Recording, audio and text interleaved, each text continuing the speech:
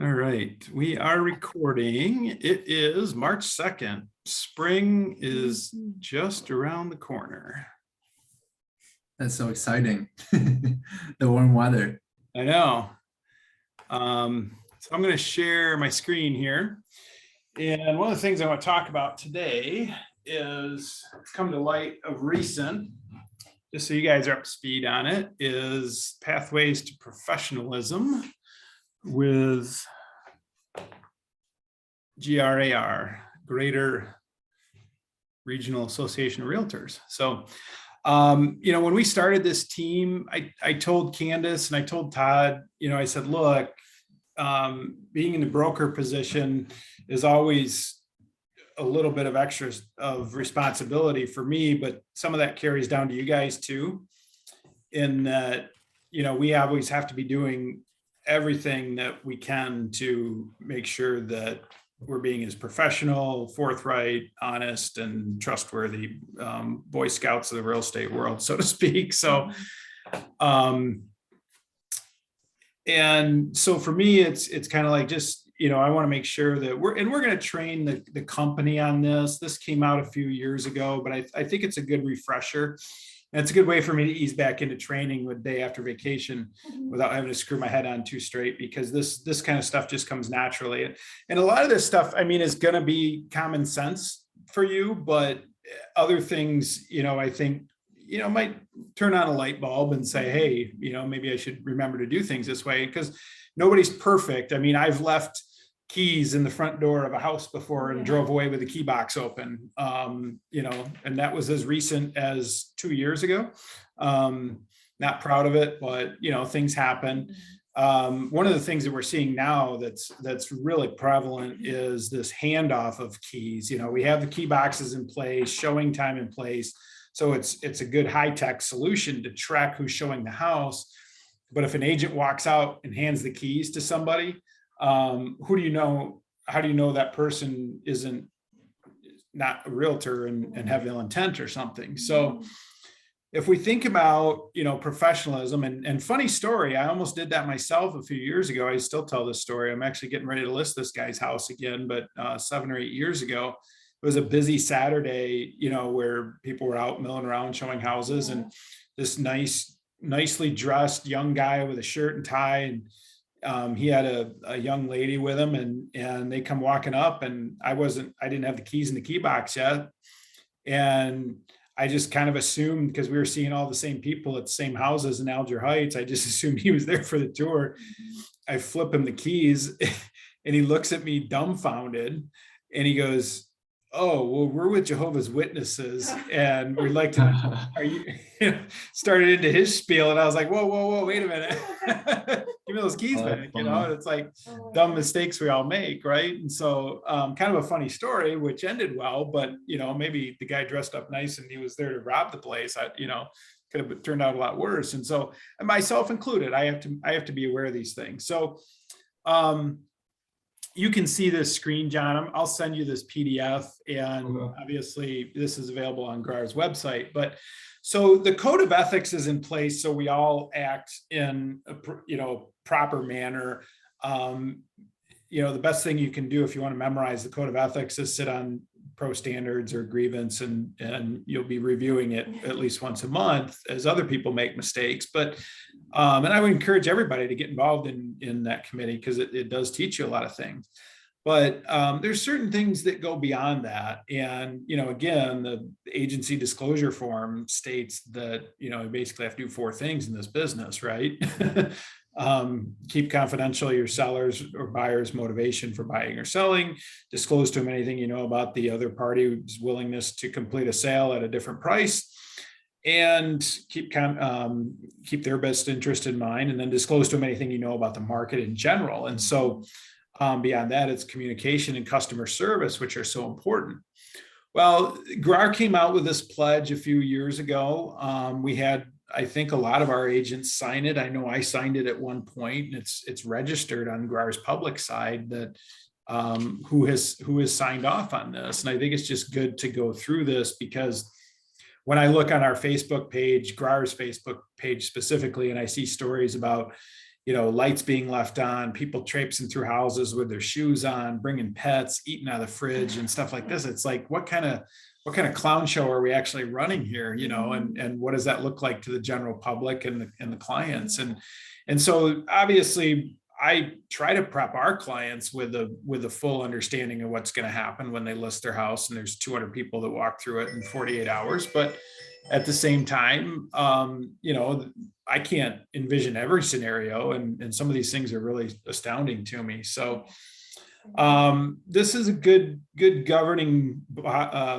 body type document to just live by, and so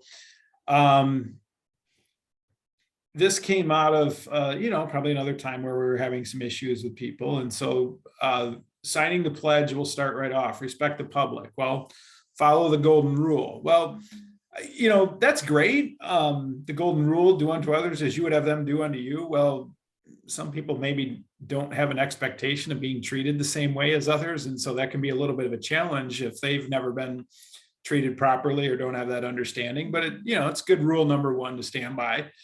And with the public, promise only what you can deliver and keep your promises. I mean, again, we're not promising a particular sale price. I always tell people, look, our service is our contract, but at the same time, if there's something I can fix that has come up, give me an opportunity to do that. But we never guarantee a sale. We never guarantee a specific number when we list a property or enter a purchase contract. So responding promptly to inquiries, requests for information, and deadlines. So we use this term, time is of the essence in contract law.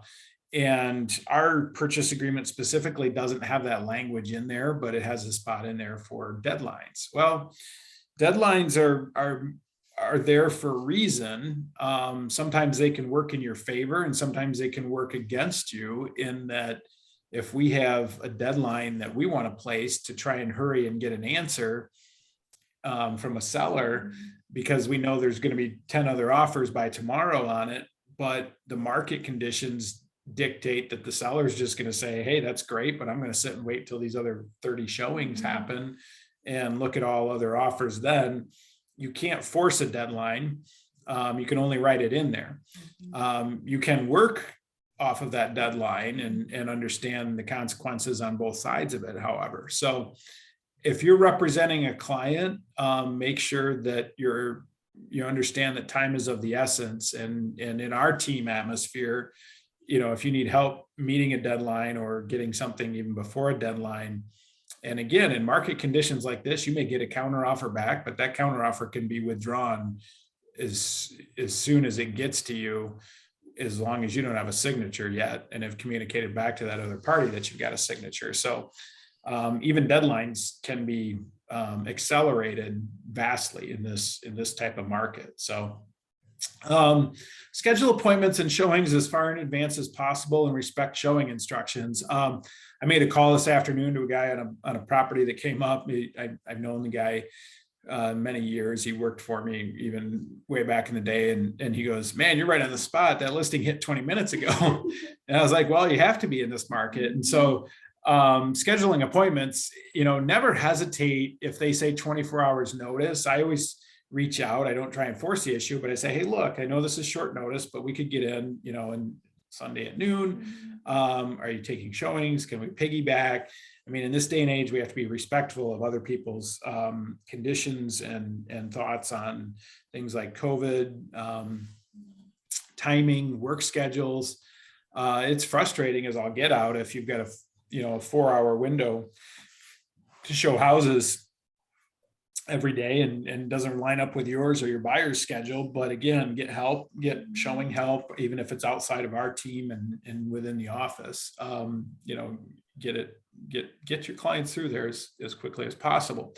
I think scheduling appointments as far as in advance as possible. The old model used to be, hey, we'd sit down on a Tuesday and go through some listings, email them out, hear back from the client, maybe Wednesday, I want to see these 10 on a Saturday. And that just doesn't work anymore. That's it's not the speed at which our market moves anymore. And I think some of that's going to remain even after the market softens. It's just going to be we got to have the info now sort of mentality, and be prepared to shift on the fly. And so it will hustle is the key word in this business. And if you know how to hustle and respond to inquiries as soon as possible, then and I've been victim of it. I mean, I remember, gosh, I went north to my grandparents, didn't have a good cell phone signal back in the day, came back, turned my cell phone on, I have voicemail waiting.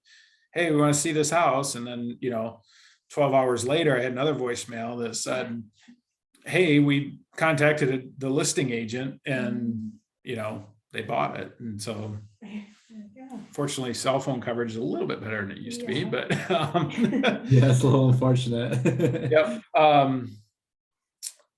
Another big one that we hear all the time is call if you're delayed or must cancel an appointment or showing. The seller's taking time out of their life to prepare their house for showings, to get ready.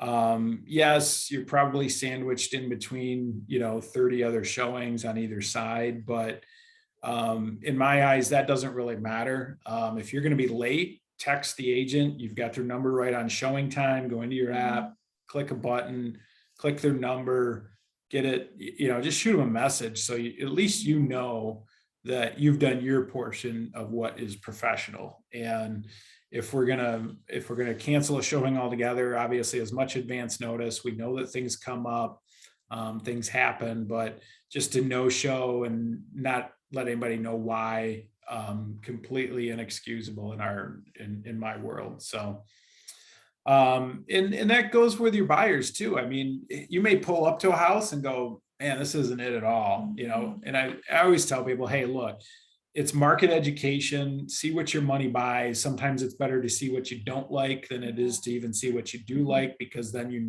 for sure you don't like it. But you can't grab somebody by the neck and force them into a house either. So and we wouldn't, at times there may be those situations where, and again, I mean, my record, I think, is 27 houses in one day with people from out of town that had 48 hours to buy a house because they were moving here for a job. And so sometimes you are on the fly and you're like, nope, that's not it. And, at least pick up the phone and call them and let somebody know that, hey, this is why, when entering a property, ensure that unexpected situations such as pets are handled appropriately. So again, I could tell you a story on each one of these, right? I go into I don't even think it was a duplex. It was a Heritage Hill house. And we opened the front door and I hear a growling noise. And I was like, all right, what's going on? Peek around the corner up the stairs and there's a Rottweiler at the top of the stairs. There's a baby gate up there. And this thing just takes off, leaps over the baby gate and comes flying down the stairs at me. And I'm like, I just quick backed out, shut the door. And I was like, gosh, I hope the keys are in my hand, because I don't want to open that door again and grab the keys to lock it back up. And so, the joke is always go in behind your client, but again, knocking, announcing yourself, realtor. I mean, you'll get a feel for this and know how and when things will, warrant announcing yourself as realtor. But it's always a good idea to ring the doorbell at least, or give a quick knock and announce yourself as when you come in. Some of your clients may be afraid of dogs, maybe allergic to cats, maybe, just not in tune with pets. And so hopefully, I haven't run into any tigers running around the house or anything like that. But, some people are afraid of dogs. Doesn't matter what size they are. Doesn't matter what, and most people are caging dogs, but it will come up.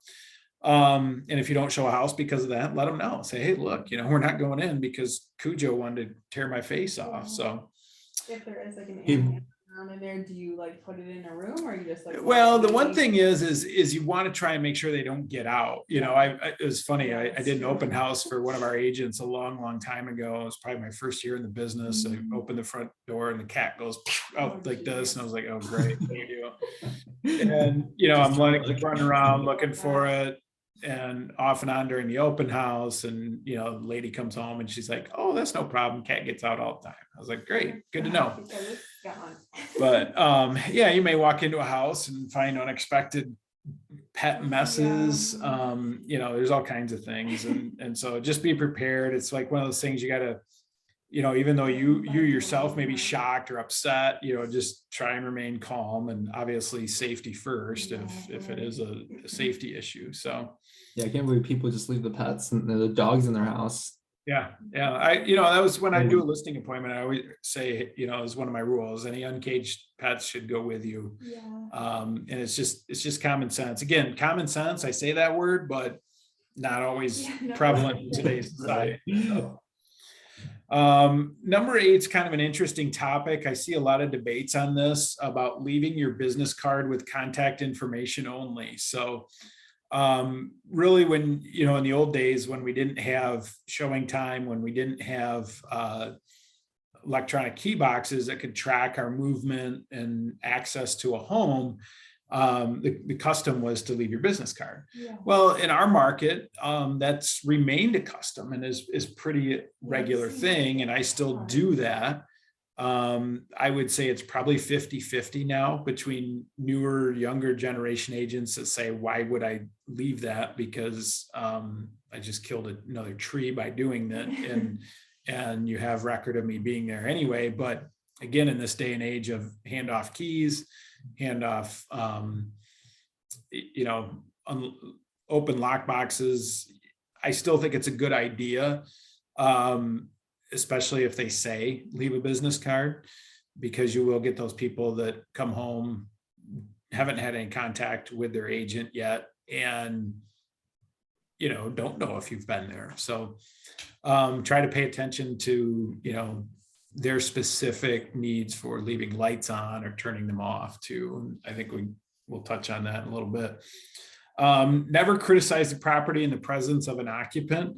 I never like it when sellers are there unless they're really forthright and start spewing things about disclosure items and things like that. But honestly, for me, it's a comfort level for my buyers to know that they can walk through the house in peace and quiet, and we can have those conversations about the quality level of the house, and what we see as pros and cons. And so, but again, I'm not going to tear anything apart. I do like to ask questions of people when they are there. And that's another reason I tell my sellers to leave, is because I don't want them put on the spot.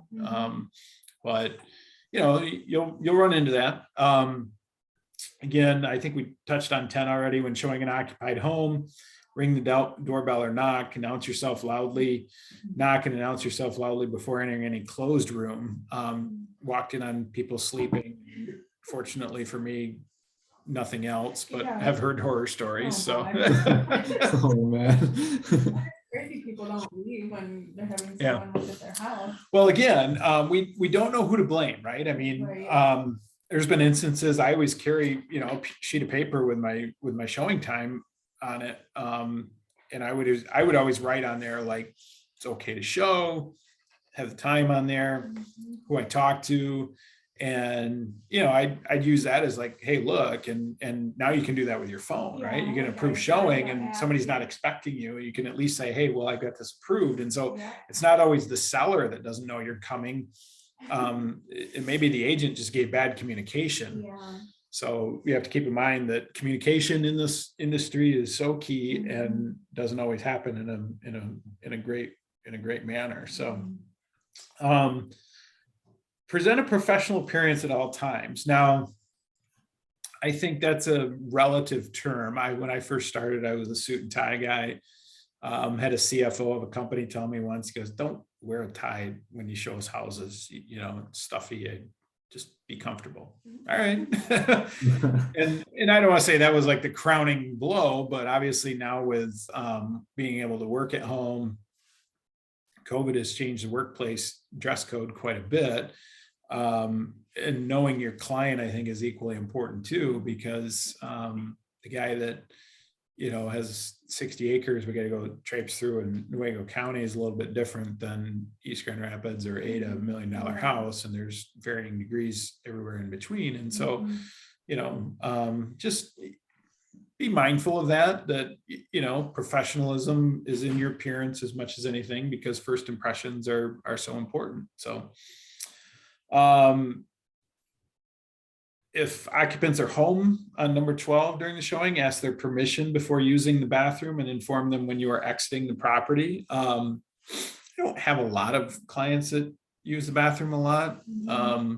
Occasionally, usually it's when I'm out with my wife and she asks, but and again, if you're out showing a lot of homes, to me, it's easier just to schedule breaks in there, a coffee shop or gas station or something, and just take a pit stop than to, plan on using somebody's bathroom. But it happens. I've been on the listing end of that and getting phone calls about clogged toilets and all kinds of good stuff. So be prepared.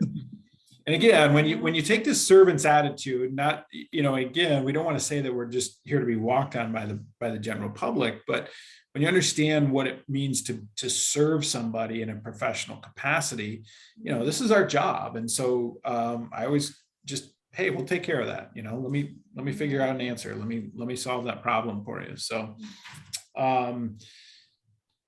as far as encouraging the clients of other brokers to direct questions to their agent or their representative, you may get that where seller's there or buyer comes in, starts asking questions of your seller.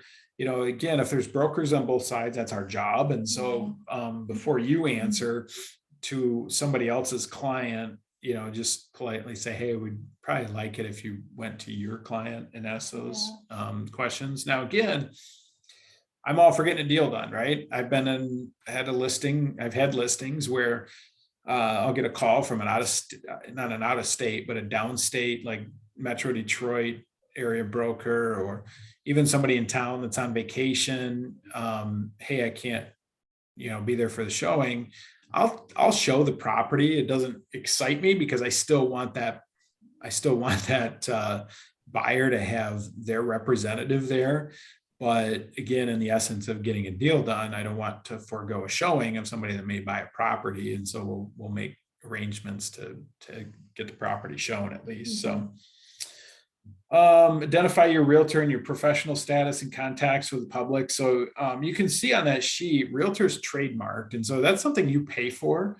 Realtor is a capitalized word. It's a trade name, and treat it, use it, but use it correctly too. So something we pay for. So I think it's important that we understand that not every real estate agent is a realtor. So do not tell people what you think, tell them what you know. Be willing to say that you don't know the answer to a question, but to consult a trusted resource. So I've always taken a great amount of responsibility, having been a builder, having a builder's license, worked on homes, paying attention through inspections. I probably violate this as much as anybody with my thoughts on condition of homes, what I'm seeing, what I'm fearful of, and the like best you let advice your clients know, you're saying,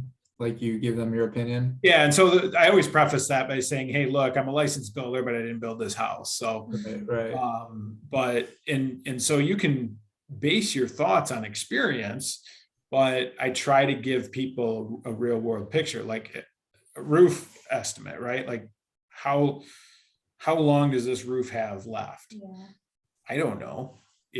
Hey, looks like the shingles are pretty worn. You might get a couple years out of that. It might be 10. I don't know. How old's this furnace? Well, it's, says here in the disclosure that it's 25 years old. Well, what does that mean? Well, it could run 5 minutes. It could run another 15 years. I don't know, And so, there's certain things that I know. I know if I see a Federal Pacific breaker box in the basement of a home built in the 50s or 60s, that it's probably going to come up on an inspection report as needing to be replaced. Just my experience. I don't know whether that particular breaker box is challenged with some of the issues that others have had, forcing that company to be recalled, have recalled products, and then ultimately go out of business. So, but it's just experience based. And so, but the thing that I think happens a lot is people will be like, oh, you shouldn't worry about that, especially in this day and age of waiving inspections. And, that's where you get into trouble is saying things that you don't know. And that's okay. I would say it'd probably be something we should point out to an inspector, or, and I see, again, my experiences are not everybody else's when it comes to this industry. And I feel comfortable with what I say with people. Fortunately, it's never come back to bite me. Usually it only works to my favor, but don't say things that you don't know the answers to is really kind of where I'm going with that. So, number 2, respect for the property.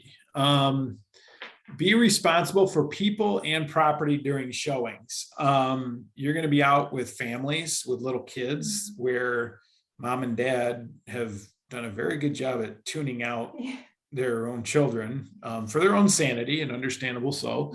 But kids running to the box full of toys and just start whipping toys around the room, never a good idea. Christmas trees get knocked over or whatever. I've seen it all, Oh boy. and even, accidents happen. I was at a showing the other day. We had some overlapping agents in there, and the guy, the agent, took a tumble down the stairs, and like he missed. Oh my gosh!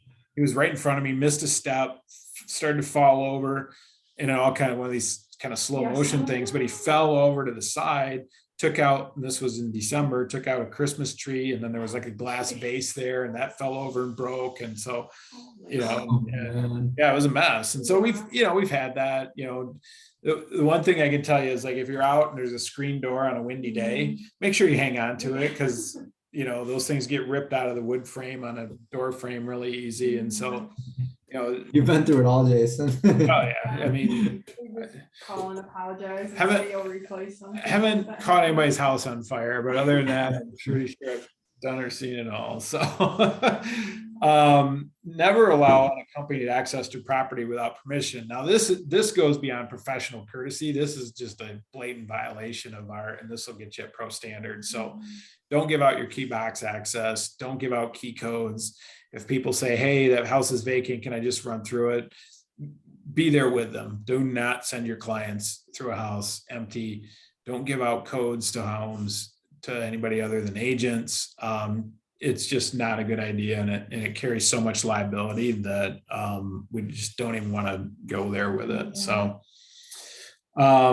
enter property only with permission, even if you have a lockbox key or combination. So the great thing about the electronic key box is you can get in anytime, right? Unless they have it programmed to be off, which is a good idea for your listing clients, so people aren't showing up at 2 a.m. and trying to get in a house. But really, it's a matter of, set the appointment, keep the appointment time, use the lockbox, don't give out the combo, be there with your clients. If you see a lockbox on a house and it looks vacant, you can't get an appointment, don't just cruise through it, and because it'll come back to bite you, and it carries a lot of liability. Number 4, when the occupant is absent, leave the property as you found it. So if I go in and the lights are on, I typically leave the lights on. I had something cross my desk a week or so ago. Somebody turned the furnace off. Weird. Like, shut the gas off to the furnace. I'm like, one of the people viewing the house. Yeah. We don't know. We really don't know who did it, how it happened. It could have been an inspector unannounced as an inspector. And this is the other thing that probably this doesn't entail when you're talking about respecting the property. If you're out with buyers and you want to have a pre-inspection done by an inspector, communicate that to the listing agent, because not every seller is allowing that. Not every listing broker is allowing it. And we need to make sure that to respect those wishes. So let them know if you're taking an inspector with you. try and schedule it as an inspection appointment. We know it's not a full inspection, but they shouldn't be up walking around on the roof during those showing times. Yeah. It's time for viewing property, not, sticking your face into furnaces and stuff. So, so again, leave it as you found it. If you think something is amiss, like there's vandalism or, the big thing for me, not so much vandalism, but just property condition. Like if I smell gas in a house, call the listing agent, tell them, hey, I think there's a gas leak in here. If something does happen, obviously, if something gets broken, you're gonna have to take responsibility for it, sometimes for your clients. And there's insurance on the property, presumably. So, you burn the house down, they should have insurance to cover it. But contact the listing agent immediately if you smell gas or anything that's dangerous, whatever you feel that is, just again, communicate. So be considerate of seller's property. Do not allow anyone to eat, drink, smoke, dispose of trash, or bring pets. And again, like I said, from things I've read, don't eat out of other people's fridges. So they'll leave cookies out, at like an open house or even showing day or whatever, but leave the house as you found it unless instructed otherwise. Lock up. And I go so far as to say only lock what you've already, that that you've unlocked, right? Because a lot of times people don't lock the door to their garage. I don't. Somebody locked that. I don't even know if I have a key to it. I might not be able to get in my house, and then call a locksmith or something. So lock what needs to be locked and what you unlocked, and then, but double check too, because you may not know your client all that well. Maybe they're running around flipping window locks so they can go break in later. I mean, God forbid, that we pick up a client like that, but we can't trust everybody from the general public. So use sidewalks. If the weather is bad, take off shoes. I mean, everybody walks around the house. I think it's kind of expected, but at least take off your shoes outside. Respect their wishes of taking off shoes. I mean, and this was really amazing to me, like in the showing instructions on this house, this happened to be the one where the guy fell down the stairs and broke something, but it said specifically, take your shoes off on the porch outside. And it was a snowy, sloppy day. And so we did that. And of course, as soon as I walk in across the living room carpet, I step in snow and slop, and like somebody else didn't even take their shoes off walking through the living room. And so, oh my gosh. And I'll go as far to, again, when things are that nasty in a house or people are disrespecting it like that, I'll give that in my feedback too. Like, I don't know who did it, but I'm going to say, hey, look, just so you know, it wasn't us. And so you don't get a bad image out there. And I think other agents appreciate that too. So, shoot them a text. Would you ever like kind of approach them and say like, hey, can you please take off your shoes, and yeah, I mean, I'm not the world's police on stuff like that. If they're going to be idiots, I'm not going to change their behavior. But if I step in their slush, yeah, I might, if they're still in the room there. Well, I'm just thinking like if they're just making the carpet wet, right? And like, I don't know if it's laminate floor, I don't know, maybe ruining stuff in a way.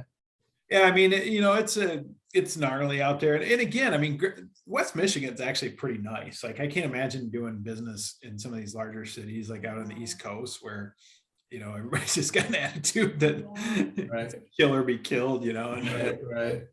I'm fortunate that we have a lot of good agents. I'm a little disappointed that we have some of this stuff coming across right now. And so, but I don't want to just say, oh, market conditions, because I think we can all do better. So, but respect my peers. And so identify your realtor and professional status and all contacts with other realtors. I mean, email signatures. I get texts from even some of our agents that have their name, title, realtor status in the tagline of every text you send. Bare minimum, like if you're going to communicate with an agent that you don't have saved in your phone, and even if I do have them saved in my phone, I don't know if they're saved if I'm saved in their phone, I'm always identifying myself, right? It's like, hey, it's Jason at KWGR East at the bare minimum, right? so they know who you are instead of just some random phone number going, hey, can I get in your house this afternoon? Yeah. Then it's like, oh, who is this? Well, that's 3 other communications you have to have where you could have cut it off right at the pass. So again, responding to agents' messages promptly and courteously. This can be a challenge.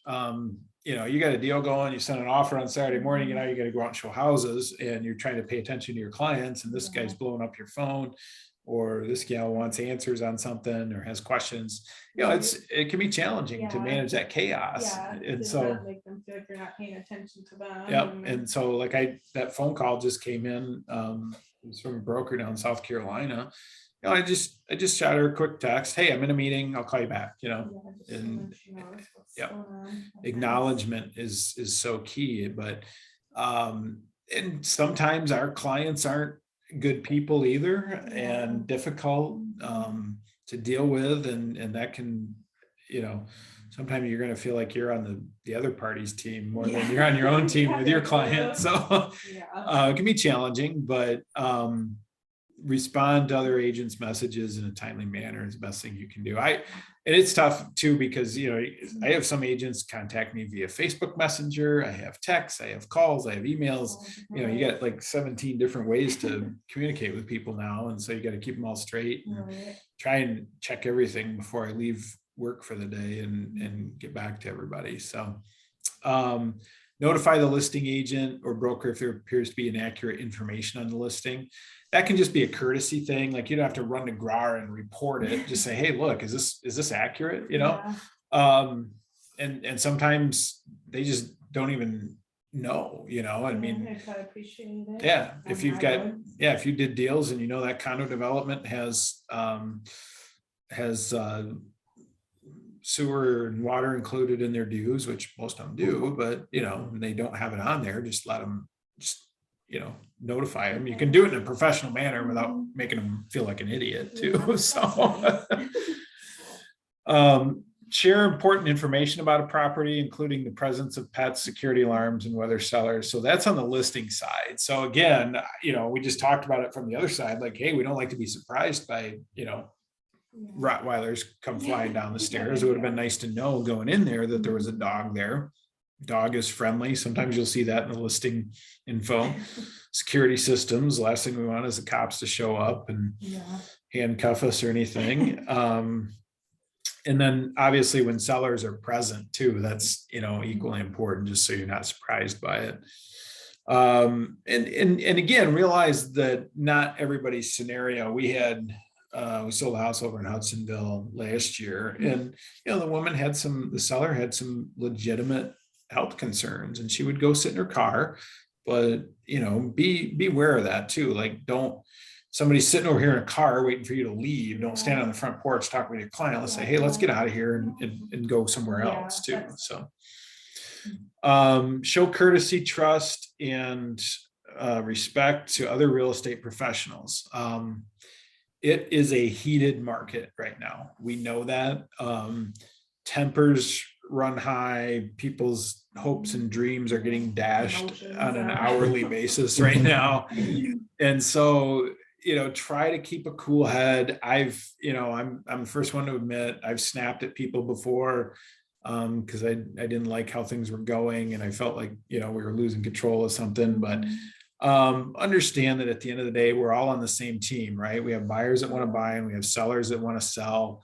It doesn't need to be an adversarial conversation all the time that ends in a shouting match. Some people need to be yelled at. I'm not going to disagree with that, but I think there's other tactics that we can do in lieu of that. And I would always push to make sure that we're doing those things first. So show courtesy, trust. Let's see. Do not prospect at other realtors' open houses or similar events. I see this one on national, like Real Estate Mastermind or Lab Coat Agents or something like that, where they have an agent show up to preview the home at a busy open house, and then that agent's standing there handing out their cards at your listing, and it's like, that's okay. So I take that back. There isn't a reason to yell at other agents sometimes, right?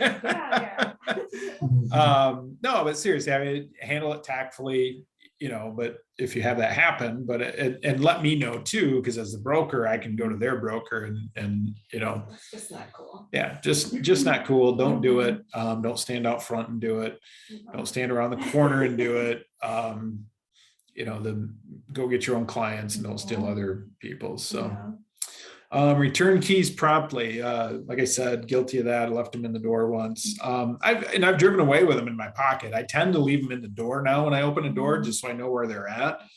But that comes with risk too, because if you're in a neighborhood and you're upstairs, somebody can come and grab those keys too. So use some judgment on that, as well as making sure that if you do, again, if I find them in my pocket or my car or just screwed something up, I'm always going to run and get them and call the agent right away. Say, hey, look, I screwed up. So carefully replace keys in the lockbox after showings. So you're going to run into this where you're going to open that lockbox and you're going to wonder how 25 keys and a leather key fob and a plastic key ring from Daytona Beach all fit in a lockbox. Obviously somebody got them in there, so they must fit, right? Going to be a little challenging to get them back in there, but try and get them all in there. Make sure you're not crunching stuff. And so understanding that your reputation in this business, we're only good as our last deal with the other agent. And so, we want to be professional. I guess now that I'm in this role, I've taken a much softer line with people. It's not about ego. It's not about, maybe it's just me getting old, but I called the agent last night on a listing we got an offer on. I was like, tried to be cheery, understanding that, they're sitting on the other end, just sweating bullets, wondering whether they're going to get the offer. And same thing goes when you deliver that bad news too. We try to communicate with all of our listing, the agents that show our listings, hey, give them some sort of rundown of, hey, there were, 15 offers and 3 were cash and 2 waived inspections. And you don't have to give them all the details, but at least give them some insight as to why they didn't get it. And they may be angry. I've had agents snap at me, thinking that we should have accepted their offer. And it's like, no, it's not always about the highest number. It's about the one that makes sense for the seller. So, and we're doing a job for them. So this is a document, like I said, we can email this to you. You got yours. I want to make sure everybody on our team has signed this and understands it. And that eventually we want everybody in the office to sign this, and you can download it right off of GRAR. We'll have copies in the office here if anybody wants one. But just, again, some of the stuff is just such good common sense. And, I always use that term business acumen too. Like, what are we doing in a professional manner to be right with other people? It doesn't mean that you have to agree. It doesn't mean you have to always like that person.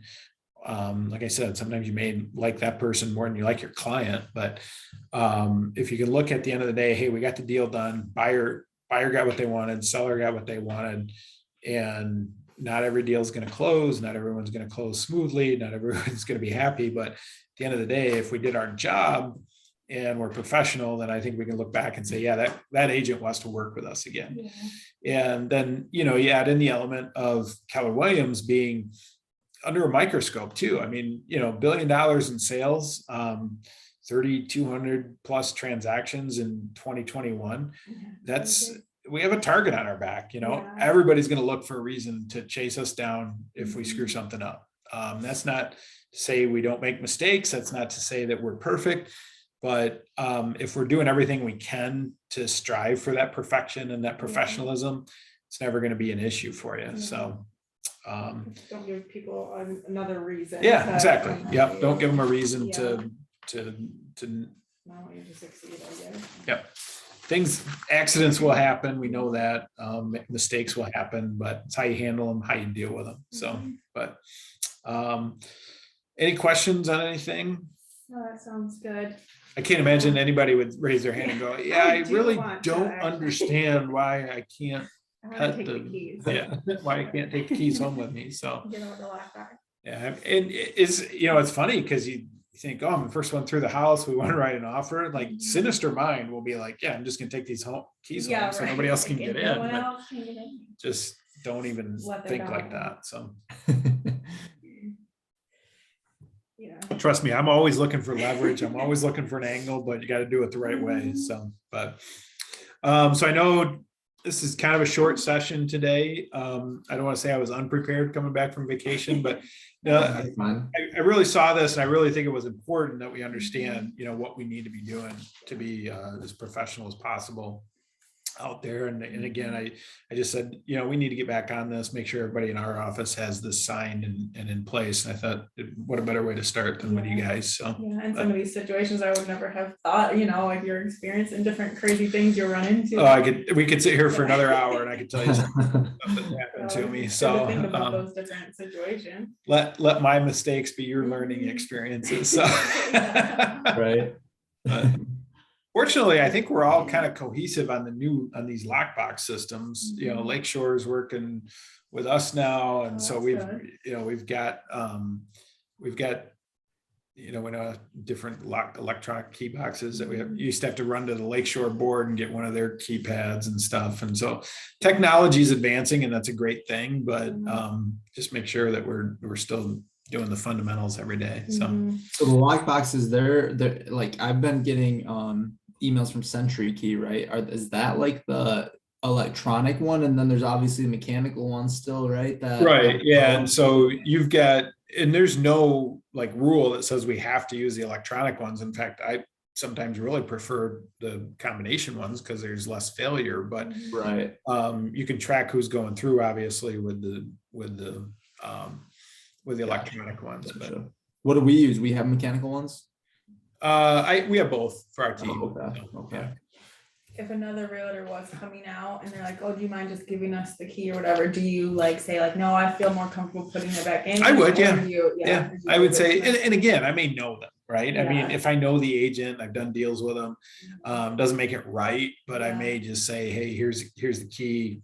It's in your hands now, Is that what you mean by handing off the keys then earlier when you were talking about that? Okay. Yeah, I mean, a lot of that's happening right now because these showings are overlapping. They're back to back. I see. Multiple people walking through the house, and instead of taking the key and putting it back in the key box and locking it up and locking the door, so the next agent showing it has to access it in order to do it. So again, they're registered as a user. Kind of responsible, even though other people are. Yeah, I mean, to some extent, I just, I think it leaves less for question if something does happen. Say, look, we opened it this time and left it there, and here's my account of it. Yeah. So, but yeah, Makes just it cleaner for sure. But yep, I would hazard to not just hand off keys unless you really are solid with who that is. So, but I'm going to stop the recording here, and obviously if anybody has any questions beyond this that is watching this, feel free